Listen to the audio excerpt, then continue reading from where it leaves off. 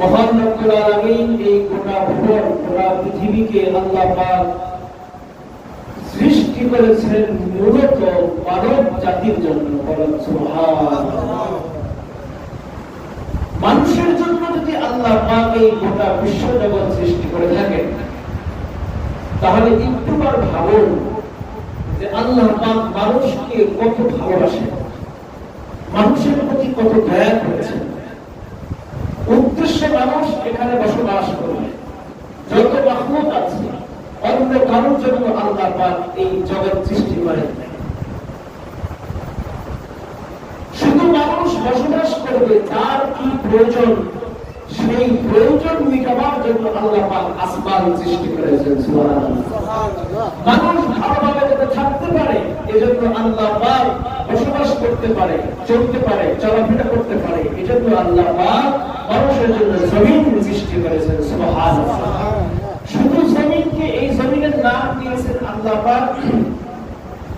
আসমানকে আল্লাহ পাক এটাকে সাত সমুদ্র মানুষের জন্য তৈরি করেছেন। জমিনকে আল্লাহ পাক বানিয়েছেন মানুষের জন্য বিছানা। সুবহানাল্লাহ। এই যে আল্লাহ পাক মানুষের জন্য বানিয়েছেন, আসমানকে আল্লাহ পাক সাত সমুদ্র বানিয়ে দিলেন, জমিনকে মানুষের জন্য আল্লাহ পাক বিছানা স্বরূপ পাঠিয়ে দিলেন। এটা একমাত্র মানুষের জন্য আল্লাহ পাক সৃষ্টি করেছেন। মানুষ যেন রাত্রিতে অন্ধকার না হয়, সাগরে সমুদ্রে বিভিন্ন জায়গায় চলাফেরা করতে পারে, এই জন্য আল্লাহ পাক আকাশের চাঁদের সাথে সাথে তারকারাজি আল্লাহ পাক দিয়েছেন, যাতে এটাকে লক্ষ্য করে কেন্দ্র করে সমুদ্রে সাগরে মানুষ চলাফেরা করতে পারে। সুবহানাল্লাহ। শুধু তাই না, এই চাঁদ আকাশে উঠেছে, আকাশে চাঁদ দিনের বেলা সূর্য ওঠে।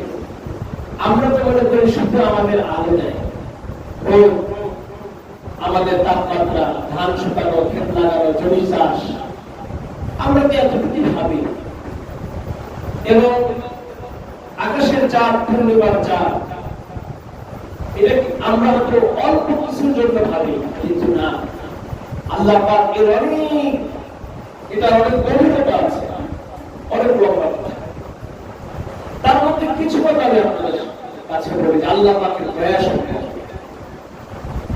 আল্লাহ পাকের দয়া যেরকম চাঁদ আল্লাহ পাক আকাশে উঠিয়েছেন, এই চাঁদের দ্বারা সবচেয়ে বড় উপকৃত হয় মানুষ। জমিনের মধ্যে যে ফসল করে, জমিন চাষ করে, ফসল উৎপাদিত হয়, উৎপন্ন হয়, যত প্রকার বৃক্ষের গাছ গাছের যে ফল ফলানো হয়, সমস্ত ফল ফলাদির মধ্যে যে আল্লাহ পাক মজা দিয়েছেন, টেস্ট দিয়েছেন, যে আল্লাহ পাক এর মধ্যে মানুষ খেতে যেন সুস্বাদু হয়, এই স্বাদ, ঘ্রাণ, খুশবু আল্লাহ পাক এই চাঁদের মাধ্যমে আল্লাহ পাক এগুলোর মধ্যে দিয়ে থাকেন। সুবহানাল্লাহ। তাহলে কত বড় দয়া! শুধু তাই নয়, আকাশে যে সূর্য ওঠে, সারাদিন আলো দেয়, সারাদিন এই সূর্যগুলো পূর্ব দিগন্ত থেকে উদিত হয়, পশ্চিম দিকে সেটা আবার ডুবে যায়। কেন উঠলো, কেন ডুবলো? যেদিন বেশি রোদ হয়, বেশি আলো দেয়, গরমে মানুষ হাহাকার হয়ে যায়, মানুষ বিশ্রাম নিতেও কষ্ট হয়ে যায়, একজনের উপকার হয় আর একজন একটু কষ্ট পায়। আল্লাহ পাক মানুষের জন্য এই যে আকাশের সূর্য উঠল পূর্ব দিগন্ত থেকে, এই সূর্যের মাধ্যমে গোটা পৃথিবীর যত ধরনের গাছপালা, তরুলতা আছে, গাছপালা আছে, ফলের গাছ আছে, বৃক্ষরাজি আছে, এবং মানুষের চেহারা, মানুষের স্কিন গুলো আছে, এই সূর্যের তাপে মানুষের চেহারা পর্যন্ত সুন্দর হয়ে যায়। সুবহানাল্লাহ। মানুষের চেহারা পর্যন্ত এই সূর্যের আলোতে সুন্দর হয়। গাছপালা, তরুলতা, সবুজ শ্যামলা যেগুলো হয়, কিসের আলোটা হয়? এই সমস্ত সূর্যের আলোটা। দেখবেন আপনাদের ঘরের ভিতরে অথবা কোন জায়গাতে আপনি ঢেকে রাখবেন, ঘাস বলেন, পুরো চারা ঘর একদম ঢেকে রাখবেন, ঘাস আপনি ঢেকে রাখবেন হয়ে উঠবে। কথা বলেন ঠিক কিনা? সাদা হয়ে উঠবে, কোনো কিছু সূর্যের আলো পেল না। পাশে দেখবেন সূর্যের আলো, চন্দ্রের আলো, বাতাস, বৃষ্টি এগুলো পাওয়ার কারণে দেখবেন তার রং, তার কালার, তার গঠন প্রণালী একরকম হয়ে গেছে, স্বাভাবিক হয়ে উঠতেছে। কিন্তু আপনি যদি ঢেকে রাখলেন, এটা কিন্তু গঠন এবং তার চেহারা, তার আকৃতি পুরোটাই ভিন্ন হয়ে যাবে। ঠিক মানুষ দেখবেন, যে মানুষটা রোদকে কম যায়, সব সময় ছায়ার মধ্যে থাকে, দিনের আলো তার স্কিনে না লাগে, দেখবেন তার চেহারা কেমন জানি একটা, তার আবরণটা কেমন অন্যরকম হয়ে যায়, সুন্দর হয়। তাহলে বোঝা গেল আল্লাহ পাক এই পৃথিবীতে যা কিছু সৃষ্টি করেছেন, আপনারা বলেন কার উপকারের জন্য? সবাই বলেন কার উপকারের জন্য? মানুষের উপকারের জন্য আল্লাহ পাক সৃষ্টি করেছে। কিন্তু মানুষ সেই আল্লাহ পাককে মানুষ অস্বীকার করে। কত বড় নাস্তিক হলে, মুরতাদ হলে মানুষ আল্লাহ পাককে অস্বীকার করে। আপনারা বলেন মানুষ আল্লাহ পাককে অস্বীকার করে কি করে? আল্লাহ পাক মানুষকে কত আদর করে, কত ভালোবাসা দিয়ে, কত সুন্দর করে আল্লাহ পাক মানুষকে সৃষ্টি করেছে। মানুষের চাইতে সুন্দর জীব, সুন্দর প্রাণী আর কোনটাই আল্লাহ পাক সৃষ্টি করেন নাই। সুবহানাল্লাহ, এত সুন্দর আল্লাহ পাক সৃষ্টি করেছেন। এর মধ্যে পৃথিবীর ভিতরে যত মাখলুক আল্লাহ সৃষ্টি করেছেন, মানব, জিন এবং অন্যান্য জাতি সহ, তার মধ্যে আল্লাহ পাকের গোটা মাখলুকাতের লিস্টের মধ্যে সবচেয়ে গঠনের দিক দিয়ে, সুন্দর দিক দিয়ে, মর্যাদার দিক দিয়ে, শান সৌন্দর্যের দিক দিয়ে আল্লাহ পাক সৃষ্টি করেছেন আমার আপনার নবী, কুনকারাতুল নবী, আখিরি জামানার নবী জনাব মুহাম্মদুর রাসূলুল্লাহ সাল্লাল্লাহু আলাইহি ওয়াসাল্লাম কে বলেন সুবহানাল্লাহ। সেই নবীর উম্মতের দাম, তাহলে এত দাম আল্লাহ পাক দিয়েছেন। শুধু নবীকেই মর্যাদা দিয়ে খেলতে হবে নাই, আল্লাহ পাক মানুষকে মর্যাদা দিয়েছেন। আল্লাহ পাক বলেন ওয়ালাকাদ কাররামনা বানি আদম। দেখি না তো মর্যাদা দিয়ে সেই মানুষ নাফরমানি করে, সেই মানুষগুলো আল্লাহ পাকের আইনগুলো লঙ্ঘন করে, আইনকে অবাধ্যক করে, আল্লাহ পাকের আইনের বিরোধিতা করে, আল্লাহ পাকের বিধানের বিরোধিতা করে, সে ইসলাম এবং কোরআনের বিরোধিতা করে। মুসলমানের ঘরে জন্ম নিয়ে নাস্তিকদের লালিত পালিত হয়ে ইসলামের বিরোধিতা করে, এবং মুসলমানের ঘরে সন্তান আছে।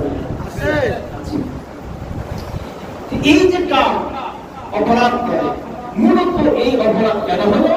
এই অপরাধ মূলত শয়তান তাকে ধোঁকা দিয়ে ধোঁকা বানিয়ে মানুষকে আল্লাহর পথ থেকে মানুষকে সরিয়ে দেয়। এখন এই কাজ শয়তান আল্লাহ পাকের কাছ থেকে ক্ষমতাটা চেয়ে নিয়ে এসেছে, সে যেন মানুষকে ধোঁকা দিয়ে, ধোঁকা বানিয়ে, সে যেন মানুষের কাছে যেন ধোঁকা দিয়ে লোক রূপে গিয়ে, ফসলের গোড়ায় গোড়ায় গিয়ে সে যেন ধোঁকা দিতে পারে। এই ক্ষমতা শয়তান কার কাছ থেকে চেয়ে নিয়েছে? আল্লাহ পাক। আল্লাহ পাক কি করেন? আল্লাহ পাক এই ক্ষমতা শয়তানকে দিয়ে দিলেন, যা তোকে তুই পারবি, তোকে ক্ষমতা দেওয়া হলো, এক শ্রেণীর বান্দাকে তুই দিতে পারবি না। তাহলে কারা? তাহলে যাদেরকে আমি সিলেকশন করে, নির্বাচিত করে, মনোনীত করে মানব জাতির হেদায়েতের জন্য, কল্যাণের জন্য পাঠিয়েছি, তারা হচ্ছে আম্বিয়া আলাইহিস সালাতু ওয়াস সালাম, নবী এবং রাসূলগণ। বলেন সুবহানাল্লাহ। পারবি? বাকি সকলকে ধোঁকা দিয়ে, ধোঁকা বানিয়ে জাহান্নামের পথে তুই আনতে পারবি, কিন্তু জাহান্নামে এত সহজে তুই দিতে পারবি না। সুবহানাল্লাহ। কিভাবে? আল্লাহ পাক বলেন ইবলিস, এই যে আমি তোকে এত ক্ষমতা দিলাম, এত তোকে আমি আল্লাহ পাক পাওয়ার দিলাম, এত তোকে শক্তি দিলাম, মানুষের লোক কূপে ঢোকার মতো তোকে আমি পারমিশন পর্যন্ত দিয়েছি।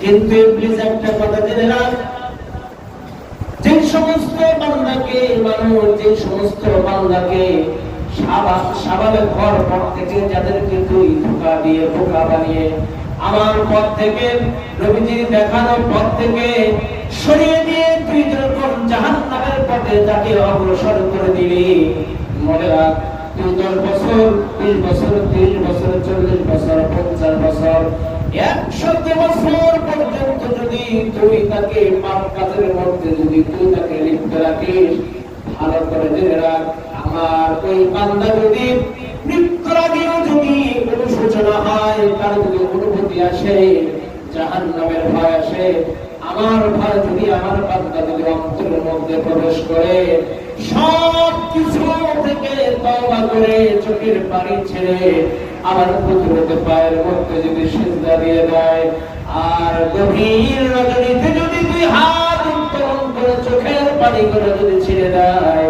আমি আল্লাহ পাক রব্বুল আলামিন তোর 100 বছরের শ্রম, তোর 100 বছরের চেষ্টা প্রচেষ্টা মাধ্যমে যে গুনাহ আমার বান্দাকে দিয়ে করিয়েছিস, আমি আল্লাহ তাআলা বান্দার 100 বছরের গুনাহ মাফ করতে আমি আল্লাহ পাকের 1 সেকেন্ড সময় লাগবে না। বলে বলুন সুবহানাল্লাহ।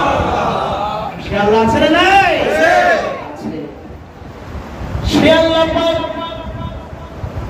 বান্দাকে বলেন, বান্দা দুনিয়াতে যত নিয়ামত দিয়েছি, বান্দাকে আল্লাহ পাক আফসোস করে বলেন, আফসোস করে মায়া করে ভালোবাসা দিয়ে আল্লাহ পাক বলেন, বান্দা কত সুন্দর আমের মধ্যে মিষ্টি দিলাম, আম গাছের আম খাবি, খা, সমস্যা নাই। কাঁঠাল নামক নিয়ামত দিলাম, তুই খাবি, সমস্যা নাই। জাম গাছে জাম দিলাম, খাবি, কলা গাছে কলা দিলাম, সব নিয়ামত তুই আবার ভোগ করবি।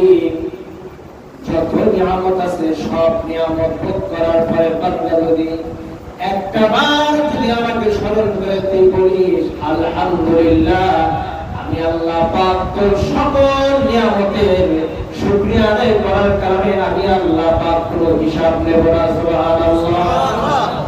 সে আল্লাহ পাক বলেন, বান্দা এত নিয়ামত দিলাম, তোমার জীবনের যত নিয়ামত আছে তোমার সামনে আসছে, বান্দা সব নিয়ামতগুলো তুমি ভোগ করবা, সব নিয়ামত বান্দা তুই যত পারবি তুই খাবি, কিন্তু বান্দা তোর কাছে আমার একটা দাবি, সারা জীবন আমার গোলামি করে যাবি।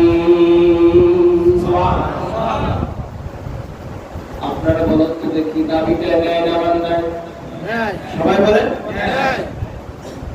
দাবিটা নেয়। দাবি আল্লাহ পাক বলেন একটাই দাবি, সারা জীবন আমার গোলামি করে যাবি, আমার ইবাদত করে যাবি। এখন আপনারা বলুন তো দেখি, এই দাবির সাথে যদি বান্দা একমত না হয়, সে কি ইবাদত করতে পারবে, গোলামি করতে পারবে? না। সবাই বলুন না, কখনোই পারবে না। তাহলে বোঝা গেল গোলামি এবং ইবাদত এবং দাসত্ব তাই করে যারা এই দাবির সঙ্গে, আল্লাহ পাকের এই দাবির সঙ্গে যারা একমত আছে, যারা আল্লাহ পাকের এই দাবির সঙ্গে যারা সন্তুষ্ট আছে, একমাত্র তাই আল্লাহ পাকের গোলামি এবং দাসত্ব করে, অন্য কেউ করে না। কারণ দাবির সাথে যদি একমত হয়, তার দ্বারাই গোলামি সম্ভব, তার দ্বারাই আল্লাহ পাকের ইবাদত করা সম্ভব। সুবহানাল্লাহ। এইজন্য আল্লাহ পাকের গোলামি দরকার আছে না? আছে কি না? সুখে থাকুক দুঃখে থাকুক, বান্দা যে অবস্থার মধ্যে থাকুক না কেন, বান্দা একমাত্র গোলামি আল্লাহ পাকের করতে হবে। দুনিয়ার ব্যস্ততা, দুনিয়ার কাজকর্ম, দুনিয়ার কর্মস্থল, দুনিয়ার আওলাদ পুরাত, দুনিয়ার ছেলে মেয়ে, দুনিয়ার পরিবার, দুনিয়ার খেল খামারে যদি বান্দাকে ব্যস্ততা করে রাখে, আর কিয়ামতের দিন যদি বান্দা বলে, আয় আল্লাহ আমি তো ব্যস্ত ছিলাম, আমি তো খেতে ছিলাম, বাজারে ছিলাম, দোকানে ছিলাম, আমি তো নানান কাজের মধ্যে ব্যস্ততা ছিলাম, যার কারণে আল্লাহ আমি তোমার ইবাদত করতে পারি নাই। আপনারা বলুন তো দেখি, এই কথা বললে চলবে নাকি? সবাই বলুন না, চলবে? চলবে। মানুষ যখন যে অবস্থায় থাকুক না কেন, প্রত্যেক অবস্থার মধ্যে থেকে আল্লাহ পাক পাকের গোলামি করতে হবে। কিয়ামতের দিন এই কথা বলার কোনো সুযোগ নাই। ব্যস্ত ছিলাম, ব্যবসা ছিল, কাস্টমার বেশি ছিল, সুযোগ আছে? কথা বলার সুযোগ আছে? সুযোগ নেই। ম্যানেজারে নামাজ আসতে দেয় নাই, গাড়িওয়ালা গেট বন্ধ করে রাখছে, কেসি গেটের চাবি ছিল না। আপনারা বলেন তো কি এই অজুহাত চলবে? কোনো অজুহাত চলবে না। মানবের একটা অজুহাত আছে, বাচ্চা কাচ্চা যখন দুধ খাওয়া পর্যন্ত বেশি অনেক কারণ আছে, নামাজ পড়েন না। কি অজুহাত? বাচ্চা প্রস্রাব করে দেয়, পায়খানা করে দেয়, কাপড় ঠিক থাকে না, নাপাক। আপনারা বলুন এই অজুহাত চলবে? সবাই বলুন না, চলবে নাকি? এটাও চলবে না, কোনো অজুহাত চলবে না। যে কোনো ভাবে হোক আল্লাহ পাকের গোলামি, ইবাদত, দাসত্ব করতেই হবে, এর বিকল্প কোনো পথ নাই। আল্লাহ তো বান্দাকে গোলামি করার জন্য সৃষ্টি করেছে। আল্লাহ পাক বলেন, কেন আমি সৃষ্টি করেছি? আল্লাহ পাক বলেন, ওয়ামা খালাকুতুল জিন্না ওয়াল ইনসা ইল্লা লিয়াবুদুন। আল্লাহু আকবার। মা খালাকুতুল জিন্না ওয়াল ইনসা বিখার, মা খালাকুতুল জিন্না ওয়াল ইনসা বিখার জুজ ইবাদাতাল ইস্তিগফার আজ্জাহাদ। কার ইবাদত করে বলে? আল্লাহ পাকের ইবাদত। সুখে ইবাদত করতে হবে, দুঃখে ইবাদত করতে হবে। আরামায় বিলাসবহুল মানুষ থাকবে তখন ইবাদত করতে হবে, মানুষ অসুখ সুস্থ থাকবে তখনও আল্লাহ পাকের ইবাদত করতে হবে। মানুষ যখন সাবানে ঘর থেকে শুরু করে মৃত্যু পর্যন্ত প্রতিটা সেকেন্ড আল্লাহ পাকের গোলামি বাদ দেওয়া যাবে না। গোলামি অর্থ এটাই না যে সব সময় মসজিদে পড়ে তাসবিহ তাহলিল কোরআন শরীফ নিয়ে সিজদার মধ্যে পড়ে থাকবে, এর নাম কি শুধু গোলামি? কথা বলেন না গোলামি? না, গোলামি অর্থ কাজ। দুইটা কাজ যদি মানুষ করে, দুই ভাবে যদি মানুষ করে কাজ, যত কাজ আছে 24 ঘন্টা, দুইটা পদ্ধতিতে করলে আল্লাহ পাক বান্দার 24 ঘন্টার কাজকে আল্লাহ পাকের গোলামি করে আল্লাহ পাক পরিণত করবে। সুবহানাল্লাহ। কয় পদ্ধতি? কথা বললে কয় পদ্ধতি? দুই পদ্ধতি। আল্লাহর নবী বিশ্ব নবী মুহাম্মদুর রাসূলুল্লাহ সাল্লাল্লাহু আলাইহি ওয়াসাল্লাম বলেন, দুই পদ্ধতিতে যদি মানুষ তার জীবন পরিচালনা করে, দুইটা কাজ, দুইটা পদ্ধতির মাধ্যমে আল্লাহ পাক বান্দার সেই 24 ঘন্টা যত কর্ম আছে সব কর্মগুলো আল্লাহ পাক বান্দার ইবাদতে পরিণত করে দেন। সুবহানাল্লাহ। এক নাম্বার হলো, ভালো করে খেয়াল করেন মুসলমান, এক নাম্বার হলো আমি যে কাজ করছি, আমি যে কর্ম করছি, আমি যেই দিকে পা ফেলছি, যেই দিকে কদম রাখছি, আমার এই কাজ, আমার চলাফেরা, আমার ক্ষেত কামাই, আমার ব্যবসা বাণিজ্য, আমার কর্মস্থল, আমার টাকা পয়সা, আমার লেনদেন, আমার ছেলে মেয়ে, আমার বিয়ে শাদী, আমার কলকারখানা, আমার ইন্ডাস্ট্রিজ, আমার স্কুল, কলেজ, ইউনিভার্সিটি, সচিবালয়, মন্ত্রণালয়, গণভবন, বঙ্গভবন, সব কিছুর মধ্যে আমার আল্লাহ পাক খুশি আছে কিনা, এইটা যদি চিন্তা করে কোনো মানুষ যদি করে, আর সেই সমস্ত কাজের মধ্যে যদি আল্লাহ পাকের রাজি খুশি নিয়ে করে। দুই নাম্বার হলো মুসলমান, আমি যে পথে চলবো, যে তরিকায় চলবো, যে পদ্ধতিতে চলবো, যেই লাইনে আমি চলতে চাই, যেই পথের মধ্যে আমি হাঁটতে চাই, এই পথটা বিশ্বনবী মুহাম্মদুর রাসূলুল্লাহ সবাই বলেন সাল্লাল্লাহু আলাইহি ওয়াসাল্লাম তিনি দেখে গিয়েছেন কিনা, আমাদেরকে বলেছেন কিনা, অনুমোদন দিয়েছেন কিনা, সমর্থন করেছেন কিনা, রাসূল যেটাতে আদেশ করেছেন কিনা, এই দুইটা পদ্ধতিতে যদি মানুষ জিন্দেগি পরিচালনা করতে পারে, 24টা ঘন্টা আল্লাহ পাক বান্দার সকল কাজকে আল্লাহ পাক ইবাদতে পরিণত করে দিবেন। সুবহানাল্লাহ। এই চিন্তা যদি থাকে তাহলে সম্ভব। এই চিন্তা করবো ইনশাআল্লাহ, সবাই করবো ইনশাআল্লাহ। কাজকর্মের মধ্যে সকালবেলা ঘুম ভাঙা থেকে শুরু করে রাত্রে ঘুমানো পর্যন্ত আমার যতগুলো কাজকর্ম হয়েছে, 24 ঘন্টা চলাফেরা হয়েছে, কথাবার্তা হয়েছে, সবগুলোর ভিতরে কি আল্লাহ পাক সন্তুষ্ট ছিল? আল্লাহ পাক রাজি ছিলেন? যদি রাজি না থাকে কি করলে রাজি হবে? এটাকে অবলম্বন, এটাকে মেনে চলবে। দুই, আমি যে পথে হাঁটি, যে তরিকায় থাকি, যেভাবে থাকি না এটার মধ্যে রাসূলের আদর্শ আছে কিনা, রাসূলের সুন্নাহ আছে কিনা, রাসূল সাল্লাল্লাহু আলাইহি ওয়াসাল্লামের মহব্বত সেখানে গেলে আসে কিনা, রাসূলের ইশক সেখানে হয় কিনা, রাসূলের প্রতি মহব্বত বাড়ে না কমে, এটা যদি হয় তাহলে এই দুই কাজের বিনিময়ে আল্লাহ পাক বান্দার সকল কাজকে আল্লাহ পাক নেক আমলে নেকির কাজে পরিণত করে দিবেন। সুবহানাল্লাহ। আমরা করব ইনশাআল্লাহ, সবাই করব ইনশাআল্লাহ। এরপরে দেখেন আল্লাহ পাক আরেকটা অপশন দিয়েছে, ওই যে মিস্টার ইবলিস, ইবলিসকে আল্লাহ পাক যে ক্ষমতা দিলেন, এই ক্ষমতা দিয়ে আল্লাহ পাক কি বললেন? দিলাম, কিন্তু তুমি গুনাহ বান্দা দ্বারা করিয়েছো ঠিক 50 বছর 100 বছর, কিন্তু মনে রেখো এটা কিন্তু মাফ করাইতে আমার 1 সেকেন্ড সময় লাগবে না। এই জন্য আল্লাহ পাক সব সময় চান বান্দা যখন গুনাহ করে, গুনাহ করার সাথে সাথে আল্লাহ পাক পেরেশানি দিতে থাকেন। কি পেরেশানি? কখন আমার সেই বান্দা তওবা করে আমার দিকে ফিরে আসবে। সুবহানাল্লাহ। এই জন্য এই বান্দা যেন সকল প্রকার শয়তানি কর্মকাণ্ড থেকে ফিরে আসে, এই জন্য আল্লাহ পাক বান্দার জন্য একটা সুসংবাদ দিয়েছেন। যারা শয়তানি কর্মকাণ্ড থেকে ফিরে আসে এদের জন্য আল্লাহ একটা সুসংবাদ দিয়েছেন। কি দিয়েছেন? সবাই বলুন, কি দিয়েছেন? সুসংবাদ দিয়েছেন। কি? আল্লাহ পাক ঘোষণা করেছেন। আল্লাহ পাক বলেন, ইন্নাল্লাহা ইউহিব্বুত তাওয়াবিনা ওয়া ইউহিব্বুল মুতাতাহহিরিন। আল্লাহ পাক এখানে একটা চ্যালেঞ্জের শব্দ ব্যবহার করেছেন, ইন্না শব্দ ব্যবহার করেছেন। ইন্না শব্দ কোরআনের মাজিদের মধ্যে, আরবি ভাষার মধ্যে যেখানে ইন্না শব্দ আসবে সেখানে বুঝতে হবে এখানে চ্যালেঞ্জের একটা শব্দ।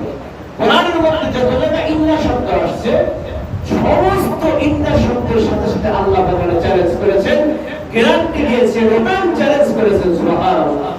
সেই এখানে আল্লাহ পাক বলেন ইন্নাল্লাহ, নিশ্চয় আল্লাহ পাক, ইন্নাল্লাহ ইউহিব্বুত তাওয়াবিন ওয়া ইউহিব্বুল মুতাতাহহিরিন।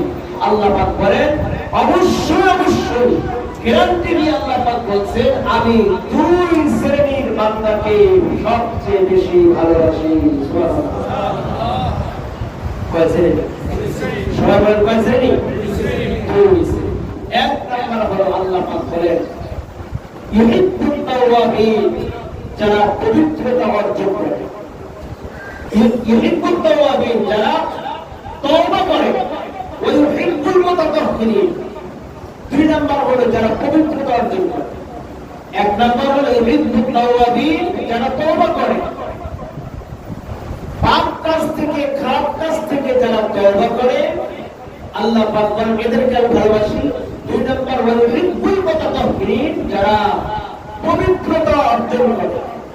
আপনারা বলুন তো দেখি, পবিত্রতা অর্জন কি সাবান দিয়ে, শ্যাম্পু দিয়ে ভালো করে গোসল করা এর নাম পবিত্র? কথা বলুন, এর নাম পবিত্র না। ভিতরে একটা জিনিস আছে, এর নাম হলো কলব। এর নাম কি? কথা বলেন, এর নাম কি? কলব। এই ভিতরটা যদি কারো নোংরা থাকে, অপরিচ্ছন্ন থাকে, অপরিচ্ছন্ন যদি থাকে, তাহলে এই কলব পবিত্র না। এই কলব পবিত্র, অপবিত্র থাকার কারণে তার গোটা দেহ অপবিত্র। নাউযুবিল্লাহ। আর এই কলব অপবিত্র হয় কিসের দ্বারা? বলেন তো দেখি, কিসের দ্বারা? গুনার দ্বারা। অন্তর ময়লা হয়, অন্তর মরিচা পড়ে যায় লোহার মতো। কিসের দ্বারা? সবাই বলেন কিসের দ্বারা? গুনার দ্বারা মরিচে যায়, জং পড়ে যায়।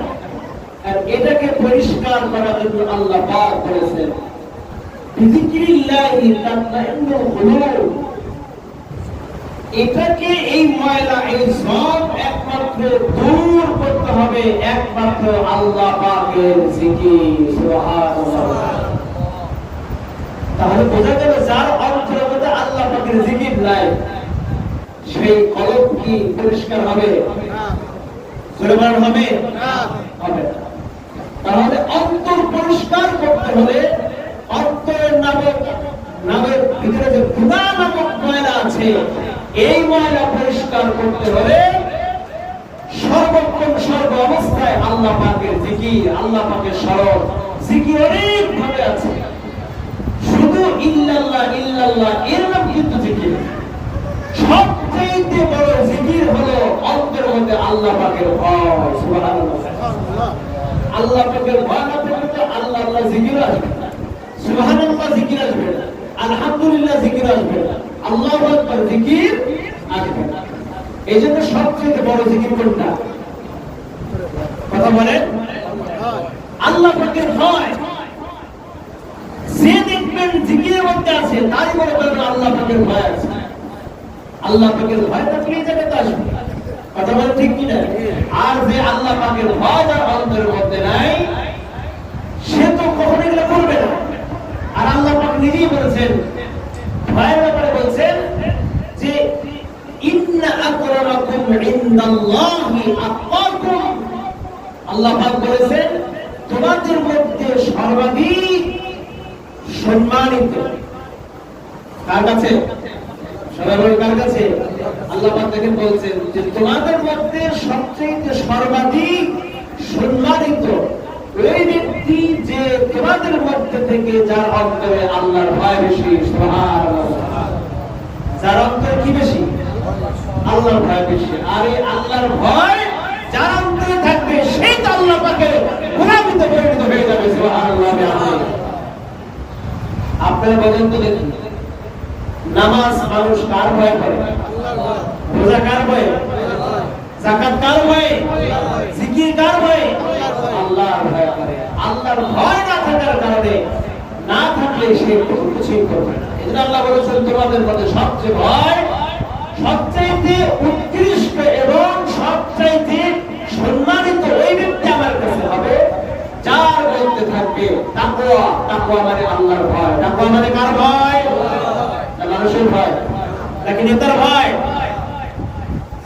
তাকওয়া মানে আল্লাহ পাকের ভয়। আল্লাহ পাকের ভয় যার অন্তরে যত বেশি থাকবে সে তত আল্লাহ পাকের গোলামিতে পরিণত হতে পারবে। যার অন্তরে আল্লাহ পাকের ভয় নাই সে কখনোই আল্লাহ পাকের গোলামি করতে পারবে না। এবারে সে তাওবা। তাওবা এমন একটা জিনিস, যদি কেউ মৃত্যুর আগে কারোর তাওবা নসিব না হয় আর ঈমান নিয়ে সে কখনো মৃত্যুবরণ করতে পারবে না। নাউযুবিল্লাহ। বিশাল ব্যাপার স্যাপার। নবী করিম সাল্লাল্লাহু আলাইহি ওয়াসাল্লাম বলেছেন তোমরা বেশি বেশি তাওবা করো, ইস্তিগফার করো। ইস্তিগফার বেশি বেশি করো। গুনাহ হয়ে গেছে আস্তাগফিরুল্লাহ রাব্বি মিন কুল্লি। গুনাহ হয়ে গেছে আস্তাগফিরুল্লাহ। চোখের গুনাহ আস্তাগফিরুল্লাহ, মনের গুনাহ আস্তাগফিরুল্লাহ, কল্পনার গুনাহ আস্তাগফিরুল্লাহ, সব গুনাহ আস্তাগফিরুল্লাহ বলা। নবী করিম সাল্লাল্লাহু আলাইহি ওয়াসাল্লাম সর্বনিম্ন প্রত্যেকদিন 100 বার ইস্তিগফার করতেন। কয় শতবার? সবাই বলেন কয় শতবার? 100 বার। সাহাবায়ে কেরাম জিজ্ঞাসা করলেন, ইয়া রাসূলুল্লাহ, যে আল্লাহ পাক আপনাকে জীবনের শুরু এবং শেষ সব গুনাহ আল্লাহ পাক আপনাকে maaf করে দিয়েছেন, আপনার জীবনে কোনো গুনাহ রাখেন নাই। আল্লাহ পাক আপনার জীবনে কোনো গুনাহ দেন নাই, আগেও না পরেও না। আপনি তো সরাসরি জান্নাতের মালিক, হাউজে কাউসারের মালিক। আপনি হাউজে কাউসারের মালিক, আপনাকে আল্লাহ পাক বানিয়ে দিয়েছেন। আপনার তো ইস্তিগফার করার কোনো দরকার নাই। কেন আপনি ইস্তিগফার করেন প্রত্যেকদিন 100 বার? নবী আমার বলেন প্রত্যেকদিন 100 বার ইস্তিগফার করার কারণ শোনো, যে আল্লাহ পাক আমাকে এত নিয়ামত দান করেছেন, আল্লাহ পাক আমাকে এত উচ্চ মর্যাদা দিয়েছেন, এত সম্মান দিয়েছেন, জান্নাতের মালিক বানিয়েছেন, তো দুনিয়ার বাদশা বানিয়েছেন, আখিরাতের বাদশা বানিয়েছেন, হাউজে কাউসারের মালিক বানিয়ে দিয়েছেন, সকল নবীদের নেতা বানিয়ে দিয়েছেন, সকল নবীদের ইমাম বানিয়ে দিয়েছেন। সব কিছু আল্লাহ পাক আমাকে দান করেছেন। ওই আল্লাহ পাকের জন্য আমি কি একটু ছোট হব না? সুবহানাল্লাহ। নবী আমার বলেন, যিনি আমাকে এত নিয়ামত দিলেন, সে আল্লাহ পাকের জন্য কি আমি ছোট হব না? তার কাছে কি মাথা নত করব না? আর আমি আল্লাহ পাকের কাছে মাথা নত করি এবং ছোট হই ইস্তেগফারের মাধ্যমে। সুবহানাল্লাহ। মুসলমান ভাইরা আমার, সেই নবী প্রত্যেকদিন 100 বার ইস্তেগফার করতেন। যার কোনো গুনাহ নাই, যার কোনো পাপ নাই, যার কোনো বিন্দু পরিমাণ দুনিয়াতে কোনো অপরাধ নাই, সারা জীবন যিনি একটাও মিথ্যা কথা বলেন নাই, তার নাম কি? বিশ্বনবী মুহাম্মাদুর রাসূলুল্লাহ সাল্লাল্লাহু আলাইহি ওয়াসাল্লাম। যে নবীর জীবনে কোনো ত্রুটি নাই, ভুল নাই, ওই নবী যদি প্রত্যেকদিন 100 বার ইস্তেগফার করেন, 100 বার যদি আল্লাহর কাছে নত হয়ে যান, 100 বার যদি তওবা করেন, ইস্তেগফার করেন, আমার আপনার কতবার করতে হবে ভাই? কুরআন কি ভেবে দেখেছে? আমার আপনার কি তাহলে করতে হবে না? এখন না, আমার আপনার তাহলে করতে হবে না। আমাদের নবী করে শেষ করে দিয়েছে, উম্মতের করতে হবে না। বিষয়টা কেমন নাকি? উম্মতের কতবার করতে হবে? শুনুন এবারে, কতবার করতে হবে? উম্মতের করতে হবে। উম্মত যতক্ষণ বেঁচে থাকবে ততক্ষণ উম্মত ইস্তিগফারের মাধ্যমে সে তাকে চলতে হবে। সুবহানাল্লাহ। সাহাবায়ে কেরাম তওবা করেছেন, ইস্তিগফার করেছেন। সাহাবায়ে কেরাম বেশি বেশি তওবা করতেন, ইস্তিগফার করতেন। যত যে ব্যক্তি ইস্তিগফার করবে, আল্লাহ পাক তার মর্যাদা দুনিয়াতেও বৃদ্ধি করবেন, আখিরাতেও বৃদ্ধি করে দিবেন। সুবহানাল্লাহ।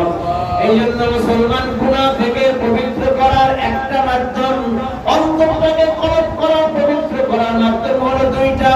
এক নাম্বার হলো বেশি বেশি ইস্তিগফার করবেন, গুনাহ মাফ করে দিবেন। কলব থেকে যত প্রকার গুনাহ ময়লা আছে সব কিছু আল্লাহ পাক দূর করে দিবেন। দুই নাম্বার হলো অন্তর দ্বারা বেশি বেশি জিকির করতে হবে। কার? আল্লাহ। সবাই বলুন কার? আল্লাহ। আল্লাহ পাকের জিকির করবেন, জিহ্বা দরুদ রাখবেন। আল্লাহ রাসূল সাল্লাল্লাহু আলাইহি ওয়াসাল্লাম বলেন, জিহ্বাকে তোমরা দরুদ রাখো, জিহ্বাকে তোমরা ভিজে রাখো, দরুদ রাখো। সাহাবায়ে কেরাম জিজ্ঞাসা করলেন, ইয়া রাসূলুল্লাহ, ইয়া হাবিবাল্লাহ, জিহ্বাকে আবার কিভাবে দরুদ রাখে, কিভাবে ভিজে রাখবেন?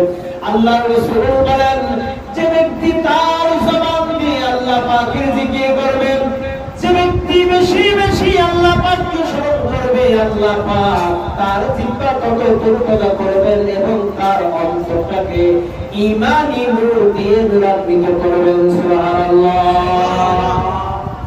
আল্লাহ পাকের সেই স্মরণ, সেই জিকির আমাদের করা দরকার আছে না? সবাই আছে কিনা জোরে বলুন? আছে, কিন্তু আমরা করি না।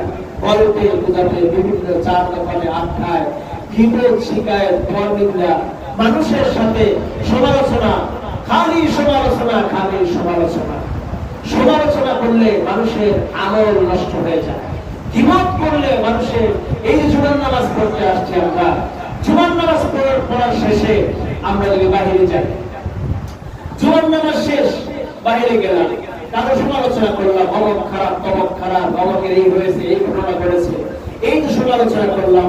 সমালোচনা করার দ্বারা কি হলো? আমার জুমার নামাজে যত আমল আছে, যত নেকি আছে, সব নেকি বলে যার সমালোচনা করা হলো তার আমল নামায় চলে গেল, আর ওই ব্যক্তির গুনাহগুলো সব আমল নামায় চলে আসলো। তাহলে বলুন তো দেখি, কাজটা ভালো হলো না খারাপ?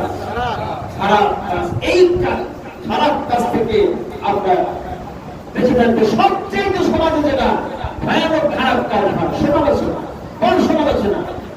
কোন সমালোচনা করতে নিজের যে আমল নষ্ট হয়ে যেতেছে, যাই একটু মাঝে মাঝে আমরা 2-4 রাকাত 2 ওয়াক্ত নামাজ পড়ি, সমালোচনা করার কারণে খুশি একেবারেই শেষ।